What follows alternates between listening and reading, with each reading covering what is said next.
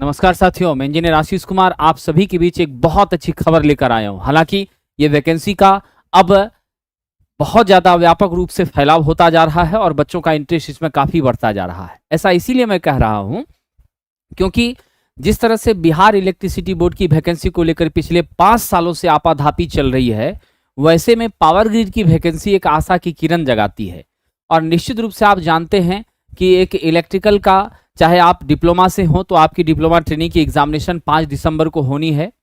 अगर आप बीटेक हैं तो आपके लिए गेट के माध्यम से यहाँ पर चयन होता है और आईटीआई के छात्रों के लिए लगभग एक खास समय अंतराल पर वैकेंसियां आती रहती है।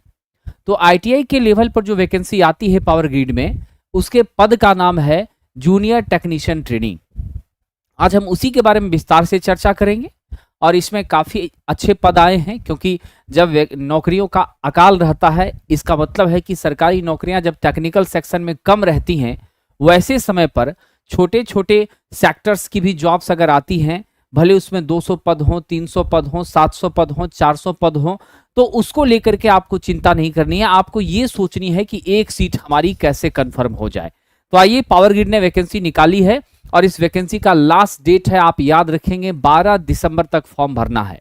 और बहुत सारे बच्चों की आदत होती है वो फॉर्म कब भरते हैं, तो लास्ट डेट पे भरते हैं। तो लास्ट डेट पे अगर आप फॉर्म भरना चाहते हैं तो ये गलती आप ना करें, क्योंकि यहाँ कई सारे डॉक्यूमेंट्स आपको क्या करने होंगे, अपलोड करने होंगे। और उस डॉक्यूमेंट्स को अपलोड करने के लिए ये बहुत आवश्यक हो जाता है कि आपके पास फॉर्म के लिए समय पर्याप्त रहे। इसीलिए मेरी सलाह होगी कि आप अभी फॉर्म को, जो बच्चे नहीं भर पाए हैं, निश्चित रूप से फॉर्म फिल कर दें। हम एक एक कर विस्तार से आपको सारी जानकारी देंगे, ठीक है। कई छात्रों का प्रश्न था एनआर का मतलब क्या होता है, डब्ल्यूआर क्या होता है, मैं उन सभी चीजों को आज आपके बीच समझाऊंगा। साथियों, आप जानते हैं पावर ग्रिड एडवर्टाइजमेंट नंबर है CC12/2023। सबसे पहली बात, ये कॉन्ट्रैक्ट वाली नौकरी नहीं है, ये परमानेंट नौकरी है और इसमें पे स्केल भी आपको मिलेगा और हैंडसम मिलेगा, वो भी हम बताएंगे। साथियों, ये परमानेंट नौकरी जो हमारी है, ministry of power, government of India के अंतर्गत है और ये महारत्न कंपनी है। कौन सी कंपनी है साथियों? महारत्न कंपनी है। मतलब 5000 करोड़ से ज्यादा का turnover every year as a benefit इस कंपनी से सरकार को मिलती है, ठीक है, पहली चीजें। और इसमें जो पद है वो कौन सा पद है? Junior technician trainee, specially electrician. तो सबसे पहले तो ध्यान रखिएगा, वायरमैन वाले हमारे जितने भी छात्र हैं वह इस फॉर्म को नहीं भरेंगे, ठीक है। बाकी हायर क्वालिफिकेशन वाले, बीटेक वाले बच्चे, डिप्लोमा वाले बच्चे, एमटेक वाले बच्चे बिल्कुल इस फॉर्म को नहीं भरेंगे। अगर आपने पहले आईटीआई किया, फिर डिप्लोमा कर लिया, फिर बीटेक कर लिया, तब भी आप इस फॉर्म को भरने के लिए योग्य नहीं माने जाएंगे। हायर क्वालिफिकेशन यहां स्वीकार नहीं किया जाएगा।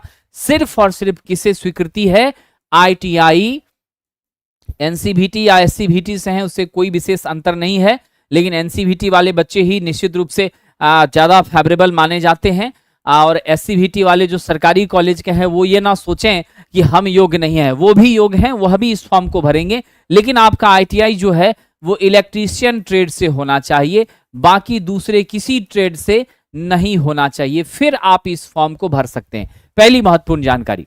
दूसरी बात, अब आइए हम देखते हैं, जो रीजन दिया गया है आपको उसी रीजन के क्षेत्र में क्या होगी, नौकरी मिलेगी। जब आप सेलेक्ट होते हैं तो परीक्षा भी देने के लिए आपको उसी रीजन के सेंटर्स में जाना पड़ेगा, ठीक है, ये भी बातें होती है। तो कई बार क्या होता है कि नौकरियां नहीं मिल रही है, आ नहीं रही है, लेकिन जब नौकरी मिल जाती है, आप सेलेक्ट हो जाते हैं, तब बड़ा सवाल ये आता है कि जॉब को मेंटेन कैसे करें, बहुत दूर हो गया, सैलरी कम है, इससे अच्छे पद पर जाना चाहिए, ये सही नहीं है। ऐसी मानसिकता हमारे अंदर स्वाभाविक रूप से विकसित होती है।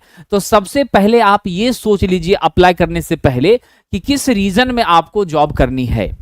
आप बिहार के रहने वाले हैं, आप बेहिचक जाकर के वेस्टर्न रीजन में, गुजरात में, मध्य प्रदेश में, महाराष्ट्र में, दादर नागर हवेली, सब जगह जॉब जाके कर सकते हैं। लेकिन वो आप एडजस्टमेंट, यानी आपकी जो सोचेंगे आप म्यूचुअल ट्रांसफर हो जाएगा, ऐसा कुछ नहीं होगा। जिस रीजन में आपकी पोस्टिंग होगी उसी रीजन में ही आपको घूमना है और जीवन भर घूमना है, जब तक कि आप रिटायर नहीं कर जाते हैं। स्पष्ट है। नॉर्दर्न रीजन NR1 का मतलब है दिल्ली, राजस्थान, उत्तर प्रदेश का कुछ हिस्सा, हरियाणा का कुछ हिस्सा और उत्तराखंड का कुछ हिस्सा, इन सभी राज्यों में आपको जॉब लगेगी। नॉर्दर्न रीजन 2 में हिमाचल प्रदेश, पंजाब, हरियाणा के कुछ भाग, यूनाइटेड आपका जम्मू एंड कश्मीर आता है, लद्दाख आता है, फिर आपकी चंडीगढ़ आ जाती है। उसके बाद नॉर्दर्न रीजन 3 में आ जाइए, उत्तराखंड के कुछ हिस्से, उत्तर प्रदेश के कुछ हिस्से, मध्य प्रदेश के कुछ हिस्से आते हैं। फिर ईस्टर्न रीजन ER1 में आइए, बिहार और झारखंड है। उसके बाद आपका नॉर्थ ईस्टर्न रीजन NER, इसमें आपका हो जाएगा अरुणाचल प्रदेश, असम, मणिपुर, मेघालय, मिजोरम, नागालैंड। साउथ रीजन में आपकी आंध्र प्रदेश, तेलंगाना, कर्नाटका का कुछ हिस्सा है। साउदर्न रीजन में आपका केरला, तमिलनाडु, कर्नाटका है। वेस्टर्न में मैंने बताया ही, मध्य प्रदेश, महाराष्ट्र, दादर नगर हवेली और गुजरात के हिस्से हैं। तो आप इसको जरा सा सोच समझ करके तब अप्लाई करेंगे, पहली बात। दूसरी बात देख लीजिए, सबका पोस्ट कोड और आईडी अलग अलग है और हर जगह पोस्ट की संख्या क्या है वो भी अलग अलग है। आप देख रहे हैं नॉर्दर्न रीजन में 15 टोटल पोस्ट है, नॉर्दर्न रीजन 2 में 30 है, NR3 में 45 है, ER1 में 8 है, यानी बिहार वाला जो रीजन है उसमें मात्र 8 पद हैं। ER2 में 10 है, NER में 40 है। उसके बाद आपका SR1 में 20 है, SR2 में 30 है। टोटल 203 जो है वो पद हैं, जिसमें 89 अनरिजर्व के लिए, 18 EWS के लिए, 47 आपका OBC के लिए। लेकिन नॉन क्रीमिलियर का सर्टिफिकेट चाहिए, याद रखना ये NCL का सर्टिफिकेट नेशनल लेवल के लिए वैलिड होगा, मतलब आपके डिस्ट्रिक्ट मजिस्ट्रेट स्तर से बना होना चाहिए, ब्लॉक से बनवा करके, फिर SDO से बनवा करके, अनुमंडल से, तब जिला से आप बनवाएंगे नॉन क्रीमिलियर का। आपके फादर की इनकम जो है वो 9 लाख से कम होनी चाहिए, फिर आप यहां पर एप्लीकेबल होंगे, वो सर्टिफिकेट चलेगा। SC के लिए 39, ST के लिए 10 सीट है, PWBD के लिए 8 है, एक्स सर्विसमैन के लिए 19 है, डिफेंस एक्स सर्विसमैन के लिए 5 पद यहां पर कोटे के अंदर दिए गए हैं। तो कुल मिलाकर के 203 पद है, आपको एक पद चाहिए, पहली चीजें। दूसरी बातें यहां पर मैं एक और बात आपको बताता चलूं, लगातार जितनी वैकेंसी आ रही हैं आप सब महसूस कर रहे हैं, एक तो वैकेंसी आ नहीं रही है, और जो भी आ रही है धीरे धीरे नहीं आने में रेलवे नंबर 1 पर है, और बिहार वाला बिहार इलेक्ट्रिसिटी बोर्ड, उसको लेकर हम लोगों का प्रयास जारी है और चलता रहेगा। हम लोग उस पर लगे हुए हैं, आप लोगों का सहयोग भी हमें चाहिए। लेकिन साथियों यहां पर मैं एक छोटी सी बात बताना चाहूंगा, आप देखते हैं कि एग्जामिनेशन की फॉर्म आती है, उसके अगले महीने में परीक्षा है, यानी 12 दिसंबर आपकी लास्ट डेट है फॉर्म भरने की, और जनवरी टेंटेटिव है आपके एग्जामिनेशन का। यानी फॉर्म भरने के बाद 1 महीने का समय भी मुश्किल से आपको मिल रहा है। आपको लगता है कि 1 महीने के कम समय में क्या हम बेहतर तैयारी कर पाएंगे? संभव ही नहीं है। इसीलिए अगर आप चाहते हैं कि हम चयनित हों, आपको अभी से अपने एक एक क्षण का प्रयोग करना पड़ेगा, एक एक पल का सदुपयोग करना पड़ेगा। तब जो इस तरीके से मेहनत करके पढ़ेगा, सफलता अंत में उसी के हाथ में आएगी। जो ये सोचकर बैठा है कि वैकेंसी आ जाएगी तब हम तब पढ़ना शुरू करेंगे, फिर हम जो है प्रयास करेंगे, प्रैक्टिस करेंगे, क्वेश्चन बनाएंगे, तो निश्चित रूप से वैसे छात्र भीड़ का हिस्सा रहेंगे, वो परिणाम में अपने नाम को शामिल नहीं कर पाएंगे। थोड़ी सी कड़वी है लेकिन सच बात है। आइए जरा देख लें। अब यहां सवाल है कि भाई हमारा उम्र क्या होना चाहिए। तो सबसे पहले आप ध्यान रखिएगा साथियों, उम्र जो होना चाहिए, ठीक है, वो ये क्या है, यहां पर ध्यान रखेंगे 27 वर्ष UR के लिए। मैं एक एक करके बता देता हूं। अनरिजर्व कैटेगरी के छात्रों के लिए जो उम्र है वो 18 से 27 वर्ष है। हमारे OBC के छात्र जो नॉन क्रीमिलियर का सर्टिफिकेट जिनके पास है, उनकी उम्र 18 से 30 वर्ष के बीच है, ठीक है। और ये उम्र की गणना भी की जा रही है कब से? 12 दिसंबर से, यानी 12 दिसंबर 2023 में आपका उम्र जो है साथियों ये 27 और मैक्सिमम 30 OBC NCL का। SC ST के हमारे जो साथी हैं उनके लिए उम्र सीमा 18 से 32 साल के बीच रखी गई है। तो लगभग एक सुटेबल रेंज है उम्र का भी, तो आप इसको भी ध्यान में रख करके फॉर्म अप्लाई करेंगे। जिन लोगों ने कर दिया है अच्छी बात है। दूसरी बातें जो मैंने आपसे कहा था, SCVT NCVT से मान्यता प्राप्त किसी भी टेक्निकल इंस्टीट्यूट से, ITI संस्थान से, आप ITI अगर इलेक्ट्रिकल से किया है तो आप इस फॉर्म को बेहिचक भर सकते हैं। बाकी दूसरे ट्रेड वाले बच्चे नहीं भर सकते हैं। हायर क्वालिफिकेशन एकदम नहीं चलेगा, ठीक है, यहां लिख दिया है डिप्लोमा बी बीटेक विथ और विदाउट आईटीआई। कुछ बच्चे आईटीआई के बाद बीटेक डिप्लोमा करते हैं, तो वो बच्चे भी नहीं योग्य हैं जिनके पास भी हायर क्वालिफिकेशन है मोर देन आईटीआई, आईटीआई से ज्यादा अगर उसके पास क्वालिफिकेशन है तो। अब रही बात पैकेज की, तो मैं बता दूं, जब आप सेलेक्ट होते हैं तो 1 साल का इंडक्शन ट्रेनिंग होगा। उस इंडक्शन ट्रेनिंग के दौरान आपको पे स्केल नहीं मिलेगा, उस दौरान आपको जो है कंसोलिडेटेड पेमेंट मिलेगा, यानी 18,000 रुपया 500, 18,500 पर मंथ मिलेगा in the duration of training period. Basic पे आपका जो है 21,500 है और पे स्केल आपका 3%, 74,000 आईडीए, दैट मीन्स स्पष्ट है 50%। व्हेन आईडीए बिकम्स 50%, जब आईडीए 50% हो जाता है तो ये मिला के 25,500 हो जाएगा। तो मोटा मोटी आप मानकर चलिए कि आफ्टर ट्रेनिंग आपकी सैलरी 45,000 के करीब पहुंच जाएगी। तो ये काफी हैंडसम सैलरी है और बहुत अच्छा पैकेज है, परमानेंट नौकरी है। सभी बच्चों को प्रयास करना चाहिए। निश्चित रूप से कम हम अपनी क्षमता को तो आंक सकेंगे, लेकिन हम अगर युद्ध में उतरें तो हम विजय हो जाएं, विजेता बनकर आए, ऐसा लेकर मन में प्रण लेकर हमको चलना चाहिए। तब फॉर्म अगर भर रहे हैं तो आपको जी जान लगा भी देना चाहिए। ठीक है, आइए साथियों, सर्विस एग्रीमेंट आपका 1,25,000 का होगा। यानी अगर आपने क्या किया साथियों, ध्यान रखिएगा, मिनिमम 3 इयर्स, अगर 3 साल के भीतर आप जॉब को क्विट करते हैं तो ये 1,25,000 आपको देना पड़ जाएगा, फिर आप जॉब छोड़ेंगे। एप्लीकेशन फी की बात करें तो ओबीसी और अनरिजर्व कैटेगरी के छात्रों के लिए 200 रुपए फी लगेंगे। साथ ही साथ SC ST के हमारे जो साथी हैं वो इस फी से उनको मुक्ति दी गई है, उनको छूट दी गई है। SC ST कैंडिडेट्स को फी बिल्कुल नहीं लगेगा। फी लगेगा सिर्फ और सिर्फ किसे साथियों, निश्चित रूप से आपको यूआर और ओबीसी नॉन क्रीमिलियर कैंडिडेट को लगेगा। ठीक है, और पूरी जानकारी आपको मिलेगी कहां पर, www.powergrid.in, ये जो हमारी वेबसाइट है पावर ग्रिड की, उस पर आपको सारी जानकारी साथियों मिल जाएगी, जो कि आपको दिया भी गया है, हम आपको लास्ट में बताएंगे भी। ठीक है, चलिए आगे बढ़ते हैं। अब यहां ध्यान दीजिए, अगला ये सारी जानकारी आपको मिल गई। ओबीसी को 3 साल का छूट है, 5 साल का छूट है, SC ST को सारे रीजन्स आप जान गए। अब आइए एग्जाम सेंटर्स पर हम आते हैं, फिर हम एग्जाम पैटर्न्स पर आपकी चर्चा करेंगे, क्या क्या पूछा जाता उस पर चर्चा करेंगे। मैंने कहा था आपसे, जो जिस रीजन में फॉर्म अप्लाई करेगा उसका एग्जाम भी उसी रीजन में होगा। यानी NR1 करेंगे तो दिल्ली, जयपुर और देहरादून सेंटर होगा। NR2 में अप्लाई करेंगे तो जम्मू, श्रीनगर, चंडीगढ़ में होगा। NR3 करेंगे तो लखनऊ, वाराणसी, आगरा होगा। ER1 करेंगे तो पटना, रांची होगा। ER2 करेंगे कोलकाता, सिलीगुड़ी होगा। NER करेंगे तो शिलोंग, गुवाहाटी, डिब्रूगढ़ होगा। SR1 करेंगे तो हैदराबाद, विजयवाड़ा, विशाखापट्टनम होगा। SR2 करेंगे तो बेंगलोर, चेन्नई, कोची होगा। वेस्टर्न रीजन 2 करेंगे तो बड़ोदरा, भोपाल और इंदौर आपका सेंटर होगा। तो आप देख रहे हैं सेंटर भी वही मिल रहा है जिस रीजन को चूज कर रहे हैं, नौकरी भी वही मिलेगी जिस रीजन को चूज करेंगे। तो आप सब कुछ को देख समझकर अप्लाई करेंगे। और ज्यादातर लोग करते हैं क्या, जहां सीटें ज्यादा है वहां अप्लाई करते हैं और कम वाले पर बहुत लोग नहीं करते हैं। तो थोड़ा सोच समझ कर आप करेंगे, इसमें कोई शक नहीं है।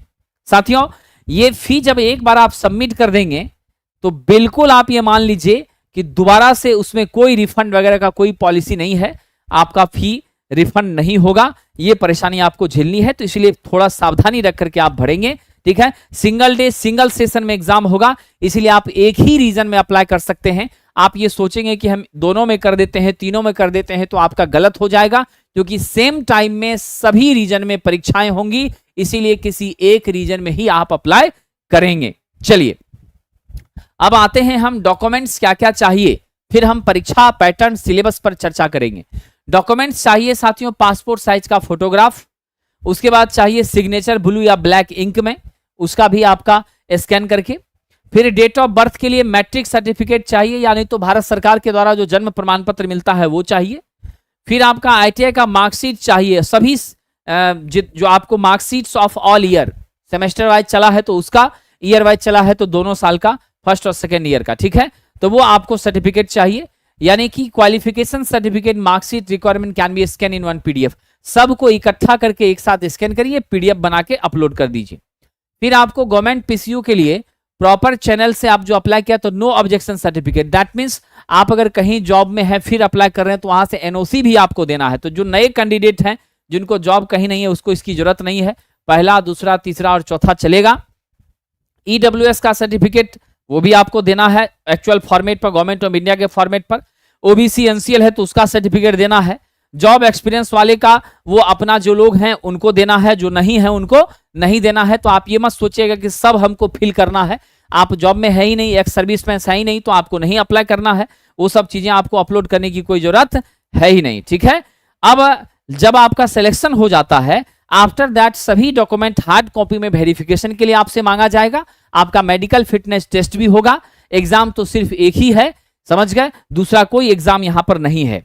अब आइए हम बात करेंगे विस्तार से सिलेबस के बारे में, इसमें जो आपको पढ़ना है वो क्या क्या पढ़ना है। ठीक है, तो आइए साथियों हम चर्चा करते हैं। आपके सिलेबस में यहां पर है निश्चित रूप से दो महत्वपूर्ण चीजें हैं। सबसे महत्वपूर्ण बात जो यहां पर सिलेबस के अंदर हम देखते हैं, तो आइए हम विस्तार से आपको बताते हैं। आपका सिंगल सेक्शन का जो एग्जाम होगा उसके दो पार्ट होंगे, पहला पार्ट ए और दूसरा पार्ट बी। साथियों हमारा जो पार्ट ए है जिसको हम पार्ट 1 कहते हैं, एग्जाम आपका कंप्यूटर बेस्ड टेस्ट होगा। सारे प्रश्न आपको ऑब्जेक्टिव होंगे। क्या होंगे? सभी प्रश्न ऑब्जेक्टिव होंगे।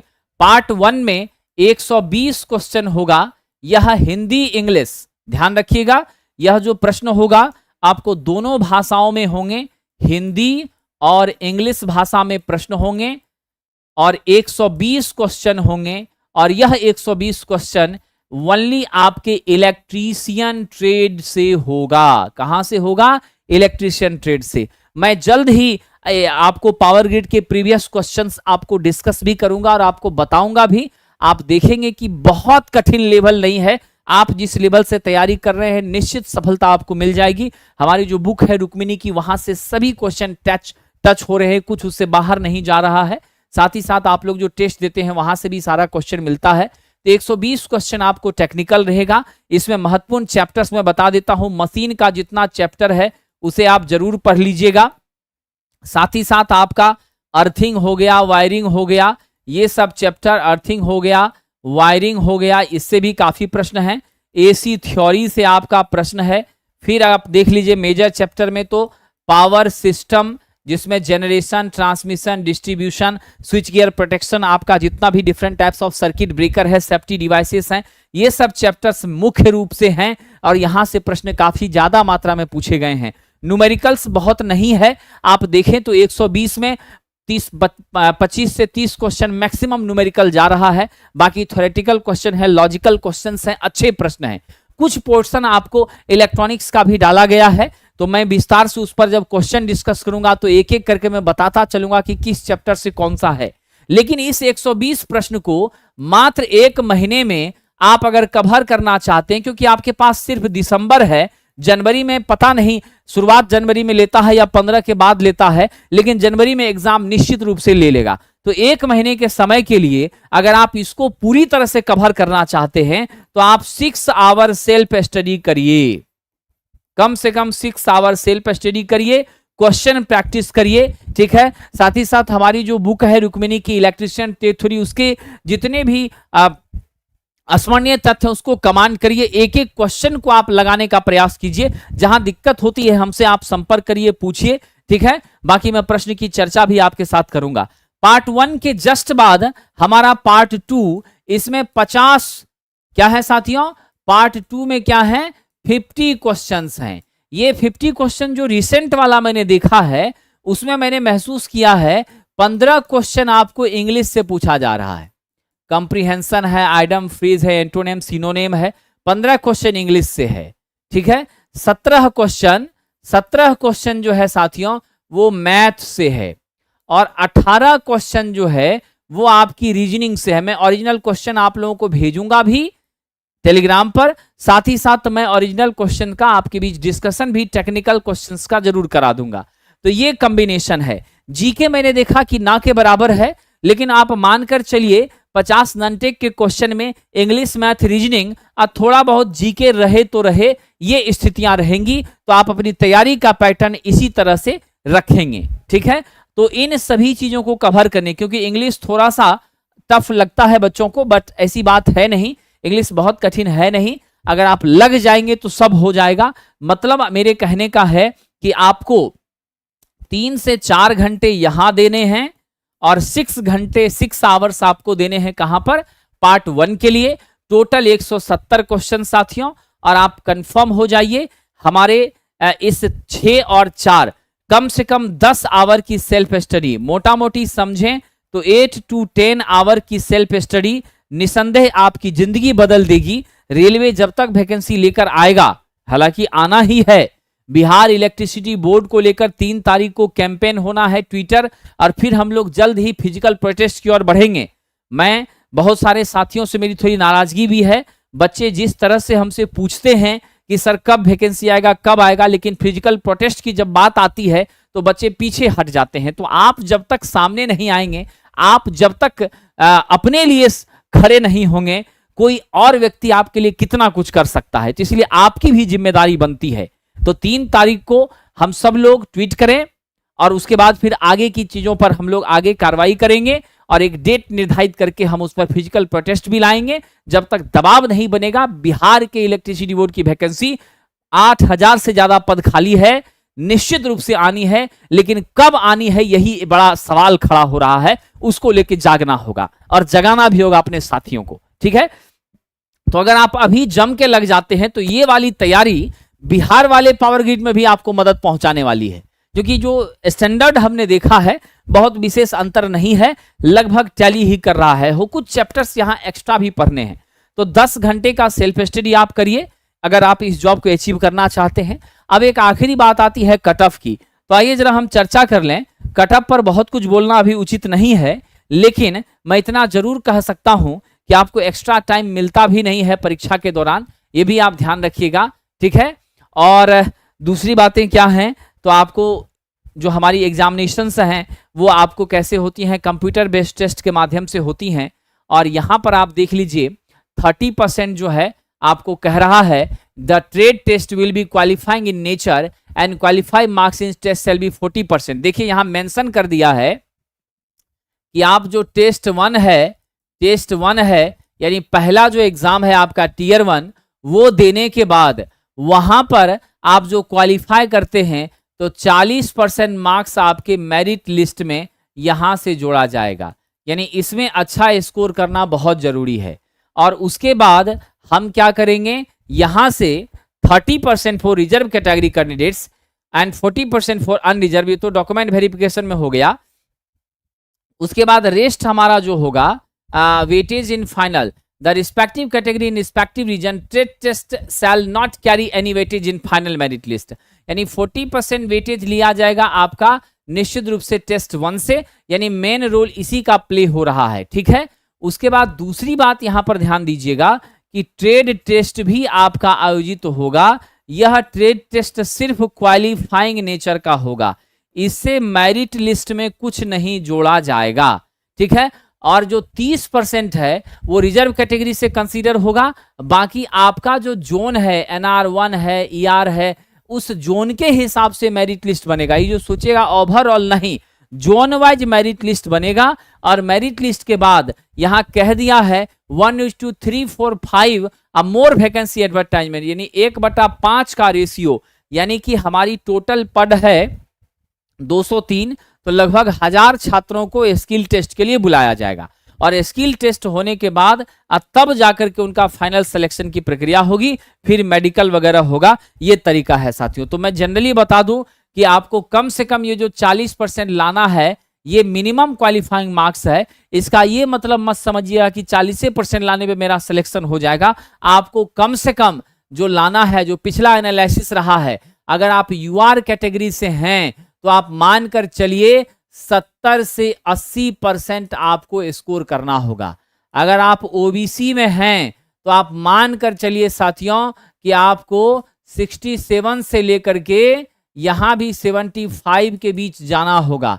अगर आप SC ST कैटेगरी से बिलोंग करते हैं तब भी आप मानकर चलिए आपको 55 से 65% स्कोर लाना होगा टोटल का। ये तो मिनिमम क्वालिफाइंग 40 कह दिया। और इसी रिटेन से, यानी पहले एग्जाम से ही फर्स्ट एग्जाम से ही आपका मेरिट लिस्ट बनना है, इसलिए फर्स्ट एग्जाम पे बहुत ज्यादा केयर आपको करना है, ट्रेड पर जी जान आपको जो है लगा देना है। ठीक है, अब आइए आखिरी चरण में, सारी बातें हमने आपके बीच चर्चा कर दी हैं। 22 तारीख तक से ये फॉर्म आया है और 12 दिसंबर को रात के 11:59 पर क्लोज हो जाएगा पोर्टल। उसके बाद आप फॉर्म नहीं भर पाएंगे, तो ये जो बचा हुआ समय है उसमें सबसे पहले आप फॉर्म भर लीजिए और उसके बाद मैंने जो स्ट्रेटेजी बनाई है सेल्फ स्टडी की, उस हिसाब से आप चलिए। क्वेश्चन मैं जस्ट आपको जल्द ही डिस्कस करने जा रहा हूं, आपको पैटर्न पता चल जाएगा और फिर आप तैयारी में लग जाएंगे। ठीक है, बाकी कोई भी जिज्ञासा होगी तो आप कमेंट करके जरूर बताएंगे। और BSPSCL के बारे में यदि आप कमेंट कर रहे हैं तो कमेंट करने से पहले ये जरूर सोचिएगा कि आप क्या प्रयास कर रहे हैं, क्या आप हमारे साथ बुलाए गए मीटिंग में आए हैं? यदि नहीं तो अपनी आत्मा से पूछिए क्यों नहीं आए। क्या आप अपने लिए घरों से बाहर नहीं निकल सकते? अगर नहीं निकल सकते तो सवाल पूछने का हक आपको नहीं है। ठीक है, मैं सदैव आपके साथ खड़ा हूं, लेकिन आपका भी सहयोग चाहिए। बहुत बहुत धन्यवाद साथियों।